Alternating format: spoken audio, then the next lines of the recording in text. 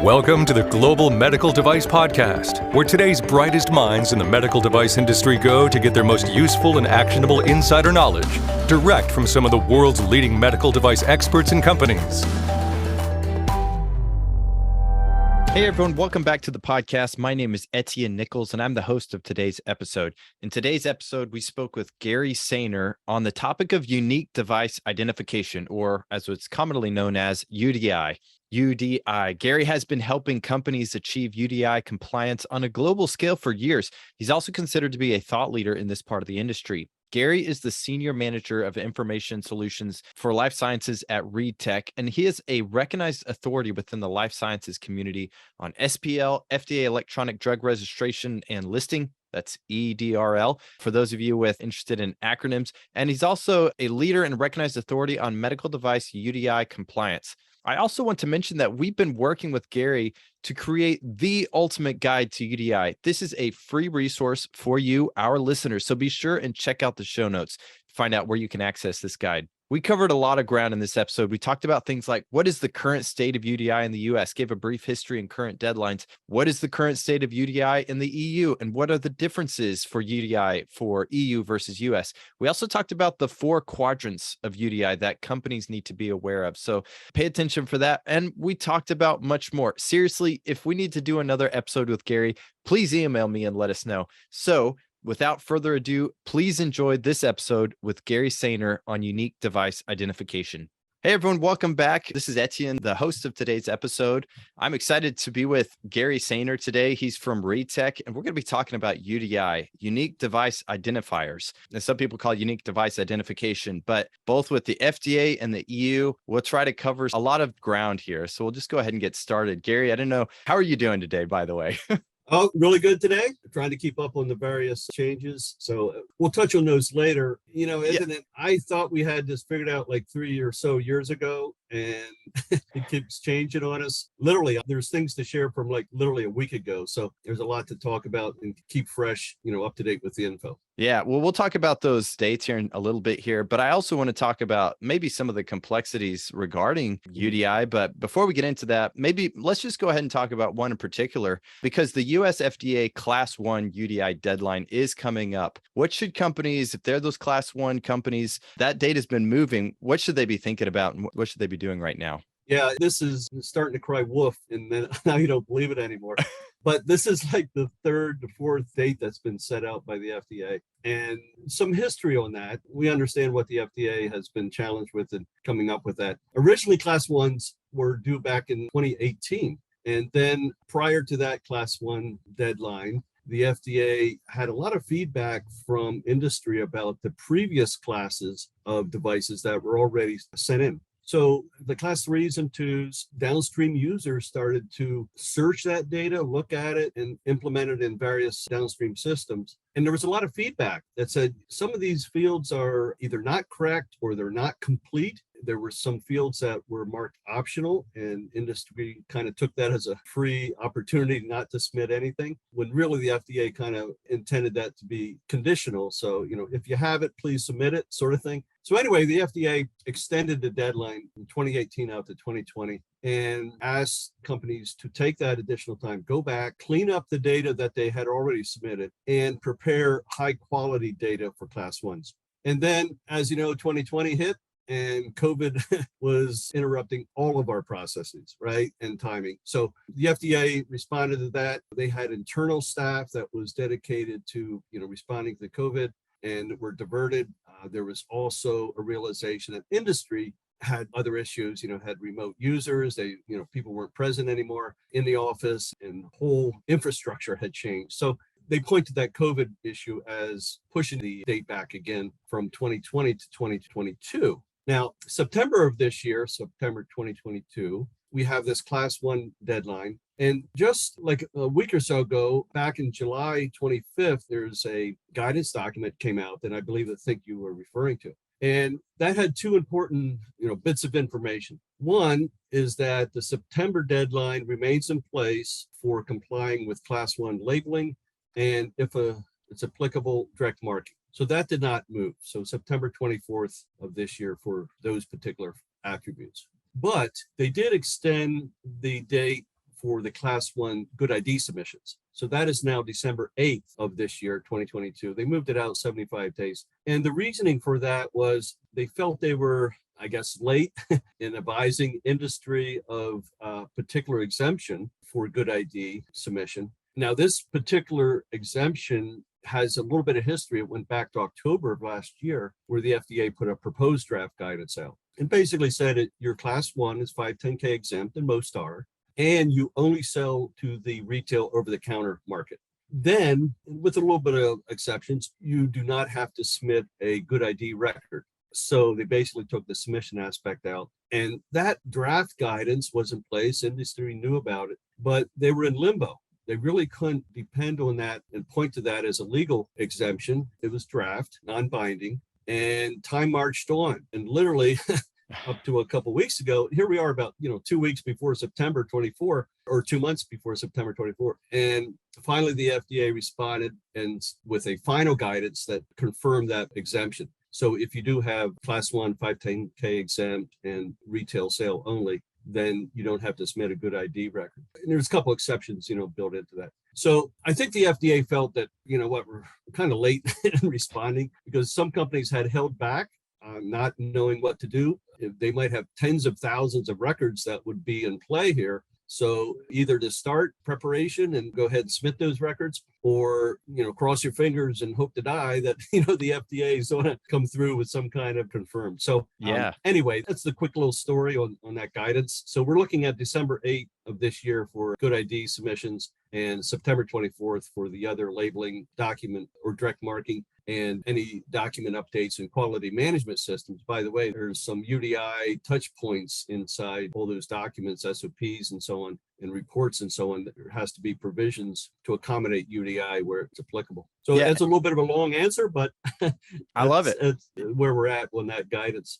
Yeah, the detail's important. So there's a couple things you mentioned there. Before we get too far away from this, when we talk about these delays, September 24th is a date that is forever ingrained in my mind because when I was working direct marketing, that was our drop dead date that we had to make it to. So anyway, that September 24th date, things get pushed. It seems like that's kind of the history of UDI. But why is that? And I wonder if maybe you can speak to some of the challenges that manufacturers have faced. Maybe are there certain pitfalls that have sort of prevented this actually from being rolled out easily? Anything come to mind when you hear that question? Yeah, there's a number of issues, and it's a brand new requirement. So we already had in place in the FDA the establishment registration and a product listing, and that still remains in place, no change. But what the FDA did was layered on top of that this UDI requirement, and there's 4 quadrants that we like to talk about. One is identifying their product, so putting UDI on the product label and packaging. And then there's a subset of products that are reprocessed and reused. They need to have direct marking, and that can be a technical challenge. Sometimes you have to go back and redesign your manufacturing process. Some companies engage a laser etching or chemical etching or something. But anyway, it takes a design effort in many cases, and then testing to see if everything is still safe and effective after applying, that particular mark. The third quadrant is this reporting to the FDA. There's a lot of attributes, 57 attributes that need to be reported. And is it a challenge in that this particular data set has never really been assembled before? So there's no precedent for this. And when we talk to manufacturers, they find bits of data throughout the countryside here and disparate systems, maybe labeling systems over in master data management or product lifecycle. It just kind of, scattered about.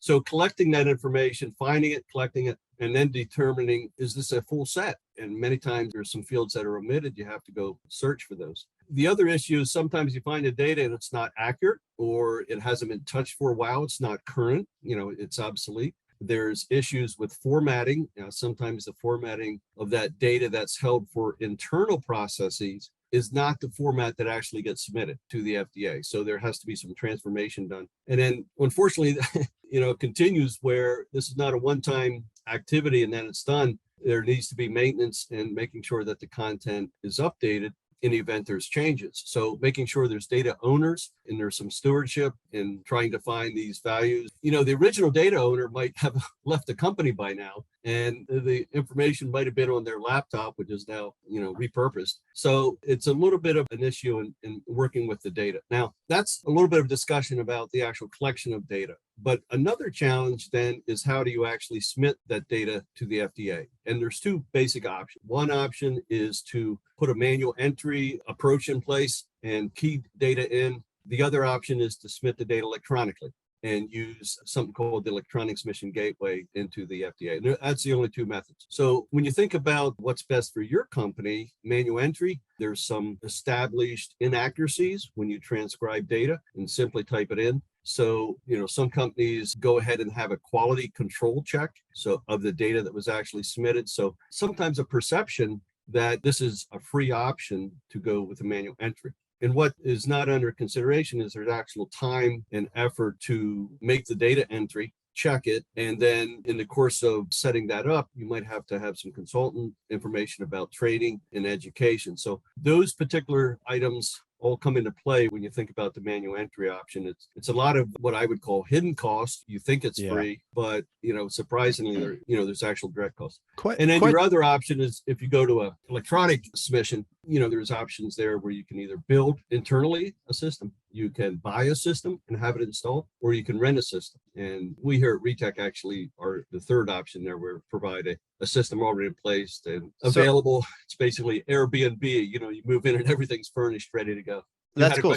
Yeah, I had a question about that. So the manual entry, I assume that's just transcribing, in my past, I saw Excel spreadsheets with all of this data for, however many hundred products we had, and manually entering that into the FDA or the Access database. But the other option you're suggesting, the electronic option, is that building out a CSV of the existing information and uploading it to that third-party software, or how does that work exactly? Yeah, the electronic submission has to be done through a particular format that the FDA has approved and recognized. So rather than creating their own internal standard, the FDA has pointed to a standards developing organization. So this is an industry-wide company organization, Health Level 7, and they have a specification referred to as structured product labeling. It happens to be an XML specification. And the FDA provided some guidance about how you capture all those fields, those 57 fields, into this XML format. And, understanding that, being technically savvy and figuring that out, it's a little bit of a challenge. I was actually in conversation with a company last week that had embarked on that on their own, and they made some very significant progress, but they were never able to have a successful submission. And all kind of went back to meeting the particular guidelines of building that XML file and meeting the schema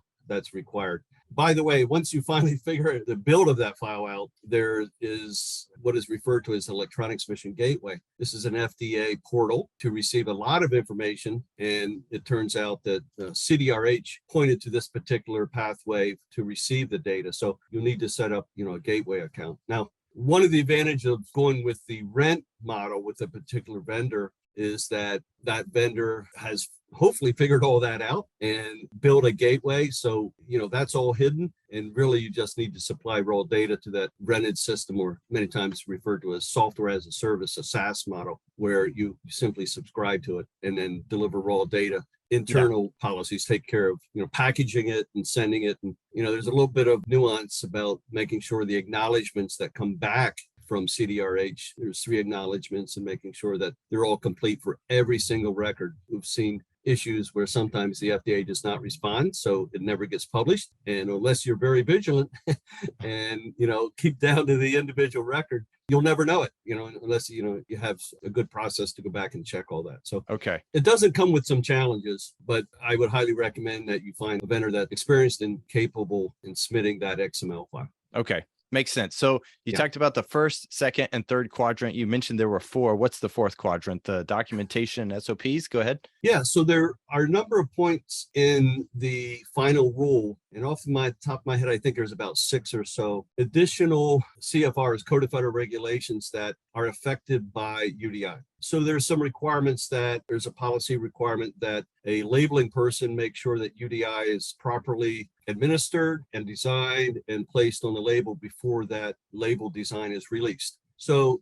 putting those procedures in place would most likely be held inside a quality management system. There's other procedures about receiving complaints. So if a medical device company receives complaint, hey, I don't like the color blue of your product, and the UDI is, 1, 2, 3, there has to be provision to track that UDI 1, 2, 3 with that complaint. And then if that becomes escalated to be an adverse event, it's like I was using your product and now I had this adverse event, something broke and I was injured or whatever. Again, UDI needs to be tracked if it's available. And then for recalls, again, there needs to be some tracking along the UDI. So there's a various touch points for the documentation. It doesn't establish new documentation or policies. It really affects the reference to UDI, making sure that you have provisions for UDI in the event that it's available. And we've seen, I don't know, you can go to the FDA, there's some warning letters. Now the inspectors are actually checking for this information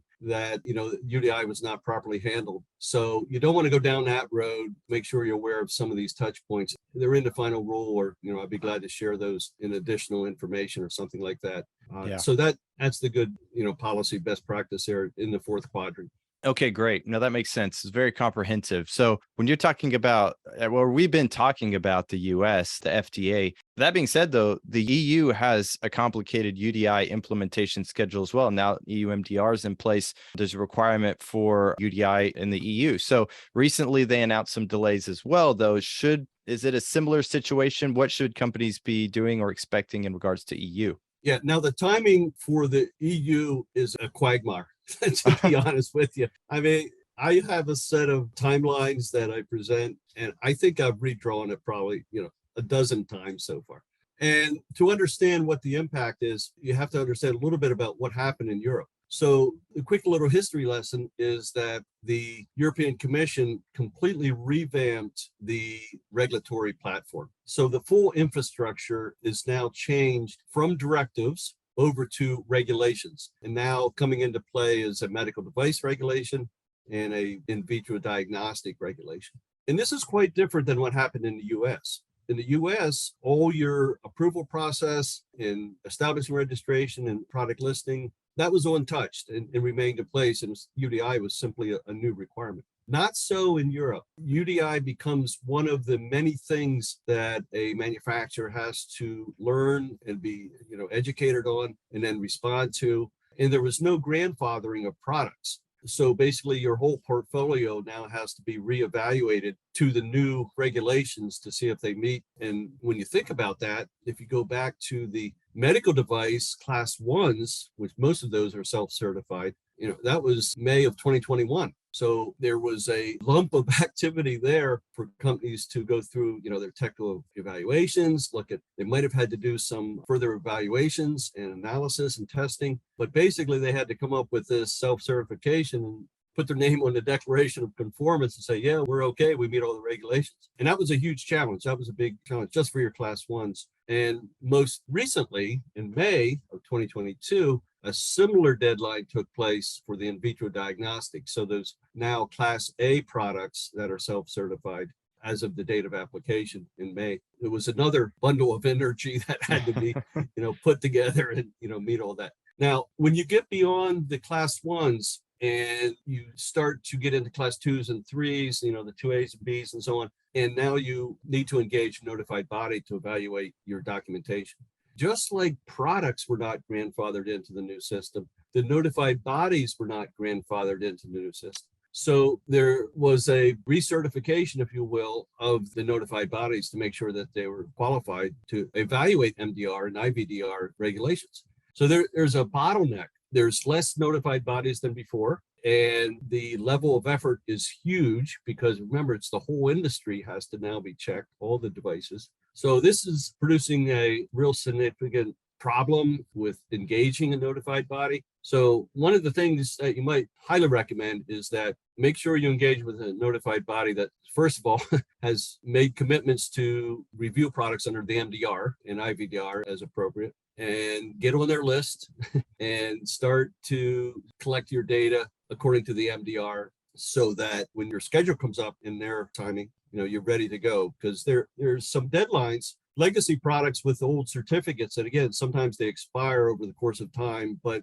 if you're able to use them without change, without a design change, and the certificate's still valid, there's a deadline for those. So if it's a medical device, you have to May of 2024 to continue to place that legacy medical device on the market. And then a year later, May of 2025, if you have an in vitro diagnostic certificate. So there's a deadline looming ahead. If you don't comply with the new regulations, you will not be able to put products on the market. And I know the European Commission and industry is a little concerned about this because there's some responses they've made some changes in the regulations and timing and so on. We'll see how that plays out. But many companies are working feverishly to prepare for this because they know there's a cliff ahead and it's going to drop off, and now you have serious issue, no revenue coming in because you can't sell product. So that's not good. You want to certainly avoid that. And as well as patients, patients in industry would not have access to products, when they need them. So the shortfall is certainly something to be avoided at all costs.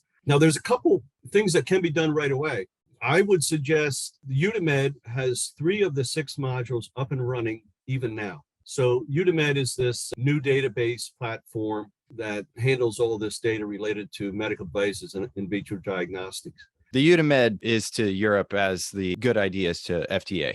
Yeah, that's a good analogy, except the good ID here in the US only handles UDI data. And that is directly corresponding to a single module in one of the 6 modules inside UDI. So there is a UDI medical device registration module. And you're right, that's a pretty tight correlation. The other modules, there's another module for active registration. So if you're a stakeholder, like a manufacturer or some system and procedure pack provider, those sort of things, you can register even now in that module. That is up, going back to December of 2020, it actually started. So you can do voluntary submissions of your company information and receive something called a single registration number. So an SRN is very critical in moving forward and identifies you in the system. And you can do that now. There's no charge for that. I highly recommend you start your pathway with that first module.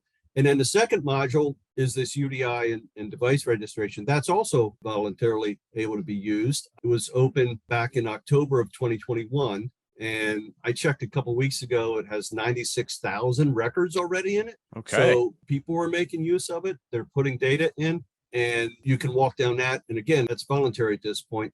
So question about that. The FDA, you mentioned those 57 pieces of data and the different ways you can input those pieces of data. What does that look like for the EU and this specific module in the UDI? Yeah. Unfortunately, I have bad news for you. So you thought 57 was pretty tough for the US. The number's up around 111 attributes for the EU. So basically, it's twice as many attributes you need to collect, and only a few of them are able to be used. The other complication is the structure of that data is quite different than the FDA. So the FDA had a single record model, if you will. So your reference to a spreadsheet is very common. You had a single row in there that had a particular device identifier on it, and a lot of these other attributes, is it a prescription? Yes, no. What's the MRI condition? What's the packaging level, and so on. When you go over to the EU, the European Commission rolled out a 2-level type of data structure. And I think industry was caught by surprise. They weren't sure what this was going to be, or in many cases, they're still trying to figure out the implication. But there's a concept of a device identifier at the device level. But then the European Commission rolled out this grouping concept referred to as a basic UDI-DI. So the basic UDI-DI, it's a real mouthful. People use a little shortcut for it, refer to it as buddy. I'll use a term buddy, and it's not very friendly, believe me, but it's a buddy. So I have a question about the buddy, and maybe you can correct me. I heard someone say the buddy or the BUDID is similar to the FDA product code for the EU, but where am I missing the mark when it comes to that? Yeah. So the buddy can be broader than a product code. So a product code would identify very specifically a scalpel, for example. And a buddy can be a little bit broader. It points back to a grouping that has some parameters. So you have to have the same risk level, the same class, the same certificate, and there's some other attributes. but it can be a broader scope. For example, it might be I'm making this up, but let's say it's a stainless steel scalpel and also a plastic scalpel, where in the US, you might have two different product codes. Again, conceptually, in the EU, you might have both of those under the same buddy. So you do have all the issuing agencies, by the way, provide specifications on how you create a buddy. It does not appear on the label, but there's some requirements about how you create it and report it as a separate row in your spreadsheet. Now you have to create basically another tab, a different sheet for all your buddies to be recorded because they have different characteristics. And then you need to relate them back together, basically build the family. Okay. So one buddy might have at least one, always one, or it might have 100, 1,000, different devices associated with it. So is there a predetermined list of buddies already? And if you can't find one that meets, how do you create one? Or is it, I don't want to get too far off in the weeds, but curious about that. So that's the other difference when you talked about the FDA product code and was looking at that analogy. The FDA established product codes and, they define what the scope is and, the definition and the identifier, the 3-letter identifier. Not so with a buddy. A buddy is determined by the manufacturer and it's unique to their portfolio. Okay. So it's not across industry, not across, if you had a buddy and I actually made the same product as you, I have to have a different buddy. Okay. So the analogy kind of breaks down when you look at some of the details there. So each manufacturer has to create their own buddy and put their devices inside that buddy. There's some other codes. And again, this is one of the challenges. I just quickly mentioned it. The European Union has established something called a European Medical Device Nomenclature. So that would be a pretty good analogy to an FDA product code, or more accurately, what we have used here in the US, the Global Medical Device Nomenclature, GMDN. Yeah. So the Global Medical Device Nomenclature is used in the US and a lot of different other health authorities. European Union elected not to use that and create their own. So you would find, for example, a scalpel in the EMDN. So to answer your question, if you wanted to do some data mining inside Unimed, you could search for that EMDN code for a scalpel and find your product and my product. But both of those products would be associated with different buddies. Okay, that makes sense. Yeah. Okay. I know we're sort of running a little bit short on time. This has been really helpful. I have another question I want to get to, but I also want to plug something while we're at this point, because if you're listening to this episode, you can tell Gary has a lot of knowledge when it comes to UDI, and we've only, we're on the tip of the iceberg here. He is building out something called the Ultimate Guide to UDI, and we're kind of a joint effort building out that Ultimate Guide to UDI where we talk about the FDA and the EU to a certain extent. So I'll put a link in the show notes to that. So if you want to go check that out, we'll have links as well to get a little bit more information from Gary as well, if you want to get a hold of him directly as well with specific questions. Because in my experience, when I was working UDI, I had very specific questions, and I think everybody will. I'm excited about that guide. Your team and the other team members over here at Retech working together, putting that together. I think it's going to be very helpful, especially, coming into this particular topic. And it does cover things generically, basic education, and there's specific information about the FDA. There's also some information about the EU and some other health authorities. So yeah, I'm excited about rolling that out. But anyway, What was your question there? Yeah, I'll say one other thing. We keep adding on to each other, but that's a free guide. So if you're interested, definitely check out the show notes. So, okay, my last question. There's other regional health authorities. We talk about FDA and EU as if they're the only ones sometimes, but there are other regional health authorities, and they have maybe they have planned UDI requirements that haven't happened yet. What's your suggestion or recommendation to manufacturers? Can a single global UDI management approach, could it help the bottom line if we look at these as a holistic? Is it even possible? What are your recommendations?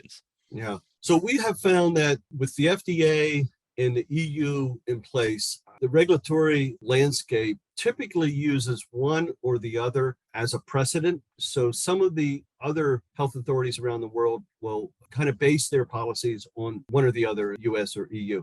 That said, we have yet to see any really good harmonization. So sometimes the policies are pretty close. You read them and there's a lot of similarities, but we have yet to see a cookie cutter where, it's like what you have in place for the US, we're going to do it the same here, or even what you have in the EU, just duplicate it here. So you can look at South Korea, and they started to roll out their requirements actually back in July of this year. They had their final wave for class 1. So they're well along the implementation process. China is also one of those countries that has UDI requirements. June of this year, they completed a second round. They did some high-risk class threes early on, and then the rest of the class threes were due in June of this year. So they have yet to schedule the class twos and ones. But in both those scenarios, South Korea and China, there's a lot of similarities with US and EU, but they made very specific differences in their policy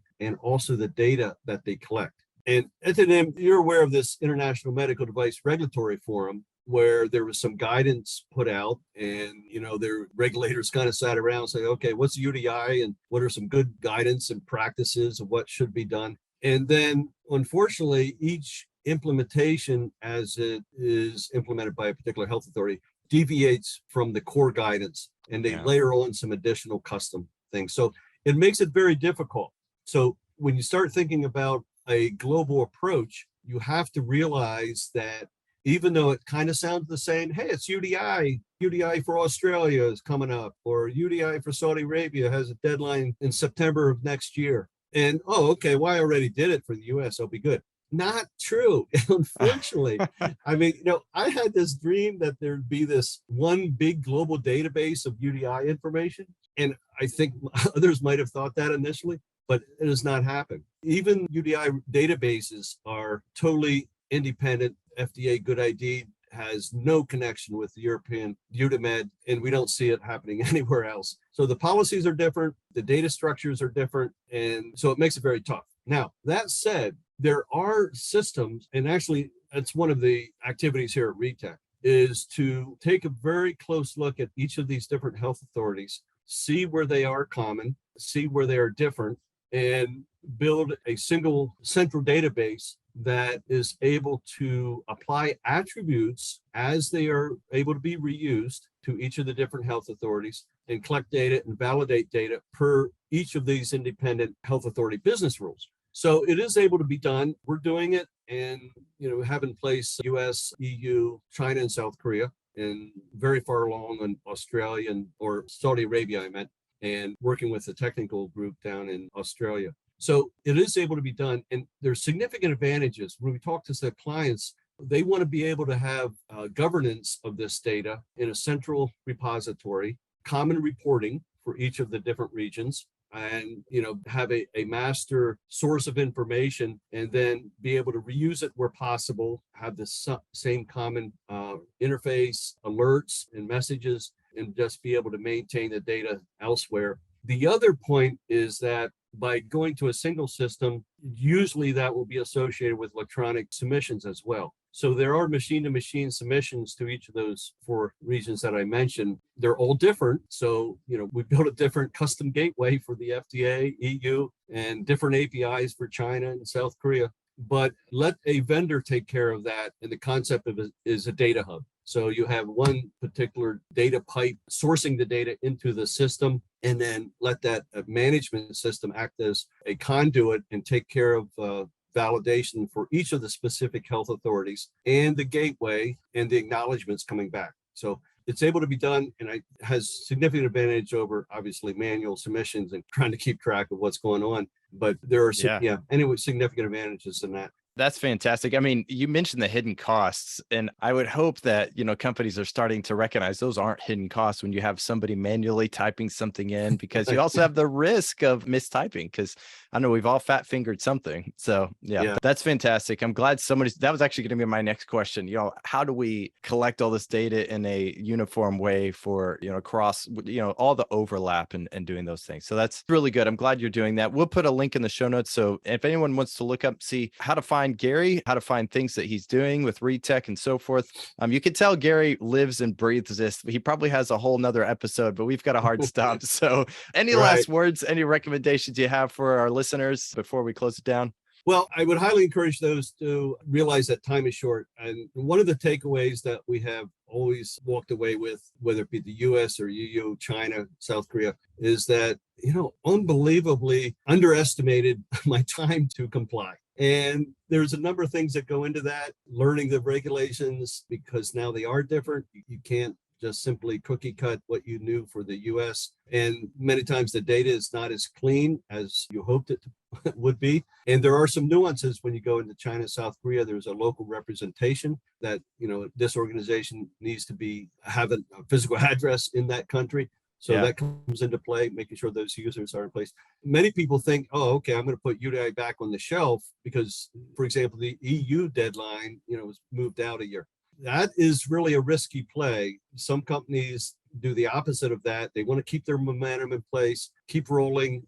They don't want to lose people due to attrition, the knowledge base. And once they get into it and realize that there's lots that can be done in complying with the regulations, making sure that you meet the certification, and also in regard to UDI data, you can collect data. Actually, we provide a platform. A lot of companies just load the data temporarily into our system and cleanse it, which is 80% of the effort, loading and cleansing the data. And then knowing that later on, they'll just select it, push a button, and submit at some later date. So I recommend you to make use of the time. Yeah, no, you said it. It always takes longer than you think it will. I was in project management, and that was like number one. You just put some buffer in there, start early. So that's great. I appreciate it, Gary. Thank you so much for being on the podcast today. For those of you who've been listening, you've been listening to the Global Medical Device Podcast. We've been powered by Greenlight Guru, the only medical device medtech lifecycle excellence platform that provides end-to-end traceability for your medical device development needs.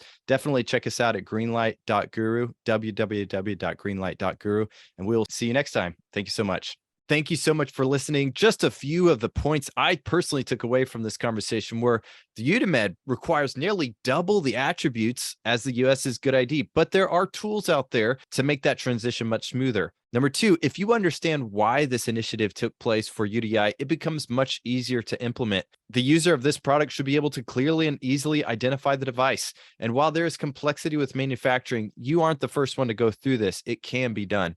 Third, there is an ultimate guide to UDI on the horizon, so definitely check out the show notes.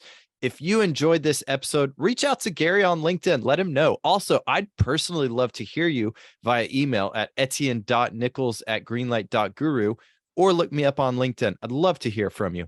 You can learn about all that we do if you head over to www.greenlight.guru. We're the only medtech lifecycle excellence platform out there. And on top of that, we've built both a community and an academy where you can go to join the conversation or learn more about the things that we discuss on this podcast. You can find those at community.greenlight.guru or academy.greenlight.guru. Next week, we'll be speaking with Mike Baca on the topic of playing the long game with your career as a medtech professional. It's one I'm looking forward to, so stay tuned for that. Finally, if you enjoyed the show, please consider leaving us a review on iTunes. It helps others find us. It also lets us know how we're doing. So thanks again. You're the best.